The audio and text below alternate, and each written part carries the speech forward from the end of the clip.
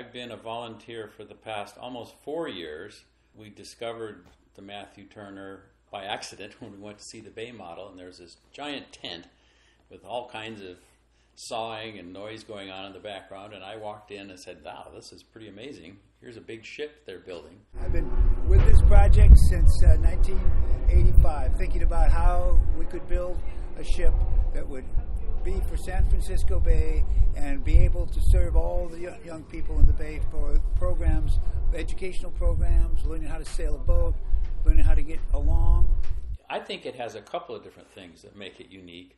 One is that it's part of an organization, a nonprofit organization called Call of the Sea, which is intended to teach students of all ages about oceanography and sailing and about the bay and about our ocean. And so the Call of the Sea is an organization that introduces kids to sailing. The replica that we're building is fairly accurate to the 1850s era merchant sailing ships that were used to supply the gold miners during the gold rush. The Bay is a very important part of where we live. They call it the Bay Area. And most young people have never had a chance to go out on it. They don't have a connection to it. And I think it's very important that they do, because without any connection, they won't have the same kind of heart feeling towards it or care for it that they need in the future to take care of their world. Your generation and other generations can see what this ship did for World War II and everything. Because without these ships and everything, I don't know, we couldn't have won the war. This has survived World War II and everything. It's only one of 3 victory ships that's still out here. So it's, like I say, it's actually a living history. And I like ships, so I spend half my life here. The second thing that makes it unique is that it's modeled after brigantine sailing ships built by Matthew Turner, who was a shipbuilder. And we built this to represent a vessel of the late 19th century by a very famous local boat builder, Matthew Turner, because of what he did. Built 228 ships in a 40-year period. Most prolific builder in the United States, and he was also a very involved with the community and built beautiful ships. Alan Olson, who's sort of the visionary behind it, had this goal of wanting to make an authentic, period piece sailing ship. He's been sailing, he's had all different kinds of boats and experiences in his lifetime, but he wanted to make this replica of a brigantine, which is a particular style of sailing vessel that was in the 1850s, 150 years ago. So being accurate to historical sailing ships is really the unique part of that. But it has 2 motors.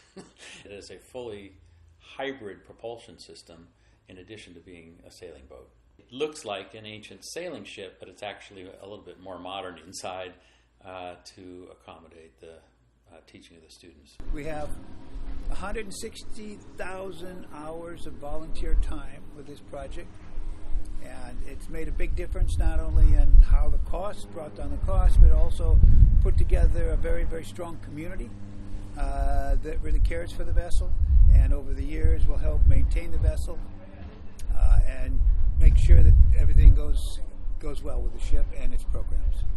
I have a lot of carpentry skills and woodworking skills, and so I volunteer, mostly doing carpentry and woodworking on the Matthew Turner. The most difficult part of it, I had started this project twice. The first time I wasn't able, back in the mid-'80s, we were going to do this project. We tried, we weren't able to raise the money, bring a community together strong enough to be able to have the resources to do it. And I just felt that we weren't able to do it. So I let the project down and go, and thinking that someday I'd return to it. And I did return to it in 2001. In shipbuilding, there's a lot of different skills and techniques for machining and milling wood and making it into different shapes. If you think about, furniture, a lot of it is straight lines and square angles, but everything on the ship is curved. even if it looks like a straight line, it really has a curve to it of some type.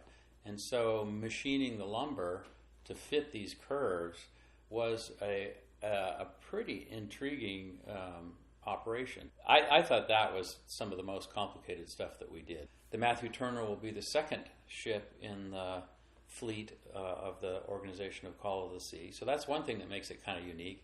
The kids can go out and sail on it on the bay or out on the ocean and be overnight for several days. You think of people who go sailing, well, maybe that's rich guys that go out and race their sailing boats, and that's not open to the rest of the world. But here's a way of getting young students, some of them I think are like in 3rd or 4th or 5th grade maybe, to get an opportunity to really understand what sailing is about and what oceanography is about. And I think that is just an exceptional cause that the sort of the director of the project, Alan Olson, has been very passionate about.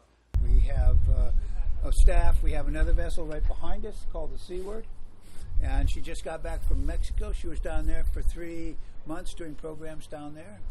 Next year, Matthew Turner will go to Mexico with programs. So it's very exciting to get out and make expeditions. The fact that you have to actually physically engage with the powers of nature by trimming sails and putting up sails. Motorboats, you just sit there and motor around, which is okay, but it's nothing like sailing. Sailing is a very different thing. You're intimate. You're intimate with the wind. You're intimate with the sea in a much different way than a powerboat. I came back with the idea that we were just going to build a ship. I had been encouraged by my teacher to do what you want in your life so you have no regrets. And this is something I thought I needed to come back to. And the hardest thing, I guess, is sometimes dealing with people and different agendas. Of course, the money has always been an issue, but we have somehow been able to put it together with some very generous donors who have continued to help underwrite it, and all the small donors who come here. But I think handling in my own self how to deal with all of the different competing ideas or competing egos, stuff like that, that's been probably my biggest challenge, although I think at this point we really all get along very well. We work together. We work as a team with a lot of camaraderie. We have a lot of fun at it. We laugh a lot. And everybody just is really happy to be here.